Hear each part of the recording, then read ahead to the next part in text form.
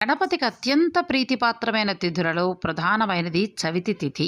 అయితే ఈ చవితి లేదా చతుర్థి పూజను 2 రకాలుగా ఆచరిస్తారు. మొదటిది వరద చతుర్థి, రెండవది సంకష్టహర చతుర్థి.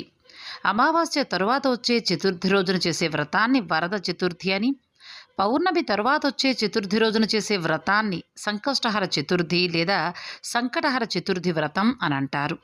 ఇందులో వరద చతుర్థిని వినాయక వ్రతంగా వినాయక చవితి రోజున ఆచరిస్తాం. సంకటములను తొలగించే సంకటహర చతుర్థి వ్రతాన్ని మాత్రం ఆలంబనగా ఆచరిస్తూ ఉంటారు. ఒకవేళ సంకష్టహర చతుర్థి మంగళవారం కనుక వచ్చిందనుకోండి, దానిని అంగారక చతుర్థి అంటారు. అలా కలిసి రావటం చాలా విశేషమైన పర్వదినం. అంగారక చతుర్థి నాడు సంకటహర చతుర్థి వ్రతాన్ని ఆచరించడం వలన జాతకంలోని కుజ దోషాలు తొలగడంతో పాటుగా చేసే పనుల్లో ఉన్న సంకటములన్నీ కూడా తొలగి సఫలత చేకూరుతుంది.